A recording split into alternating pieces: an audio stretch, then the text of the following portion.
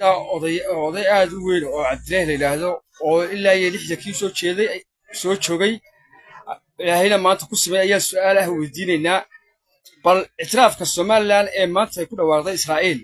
iyo kii 60kii hay Cabdillaah ku kala duwan yahay adoo magacaaga saddexan ku bilaabaya magacaygu Cabdillaah Ismaaciil Bulaale Dabal ya waxay ku kala duwan yihiin taana waxaynu ahay dad aan dawlad baahayn oo markaa gumaysigu ka kacay oo xorriyadiisii tan waxaynu inagoo kii lagu ictiraafay haysana oo dawladda oo go'aansataaga oo cidinayna gumaysanaynin qoladii hore inoogu dhawaaqday maantana ku dhawaaqday difrinisku kii hore bariniyo laga dhigaya sida Eritrea oo kale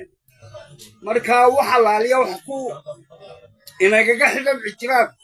ma jiraan kartideena bakhtiya markaa makiinii hore unbaa dib loo bariniyo wallaha ilaa jibnada qulumaa ka dhaxaysa Cabdillaah waxa isweydiisaa dabaaldeg maalinta hadda xasuusatay Hargeysa maanta maxalkaad ku sugneed Soomaaliland oo halka ku sugneed cabiraya dareenkii maanta dadkii dabaaldegayay iyo maalintii dhawaaqaasi soo baxay kala wareegii jimcaha u dambeeyay markaa bal dib u celi taariikhda 60kii iyo 2025 balgo labada jawi waxaan ku midna wuxuu ahaa inagoo xor ahayn ban xor noqon midna waxa weeyaan inagoo xor ah ayaa dawaalkii hore inoogu dhawaaqay maantana inoogu dhawaaqay xilliga dhalinyar ahayd saa sheegtay bal dareenkii maanta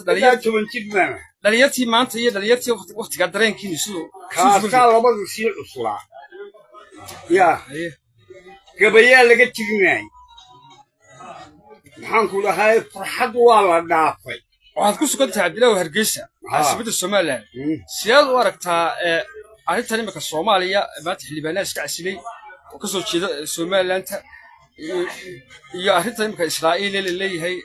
qoladii xisaab waxay noqotay Israa'iil gaalay raacday Yuhuud bal asaad aragtaa ictiraafkan Israa'iil wayna diidan Yuhuud way raaceen la tirinayo Masar ka mid Turkigu ka mid yahay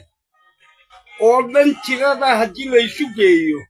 oo ina ictiraafkoodu waxba ina tari maayo haddayna diidaanna waxba inaga dhimi maayo wala yaqaanaa cidda wax ictiraafta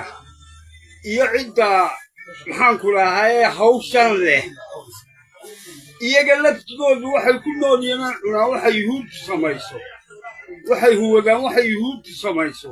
waa la saaxiib wadhoolayda iyaga u soo saara guryaha iyaga u dhisa marka waa habartiiti inantiiti hooyo maaya iska kacsiba oo digirhidanaysa mid ay ka dhigantaysaa Soomaaliya ma afriin diraysaa Soomaaliya waxa fariin u dirayaa hoostaada eeg oo masaakiinta iyo guryahana diibinayso ee dhaxanta u saaraysa iyo dabaylaha iyo bacadka dadka ilaahay ka baq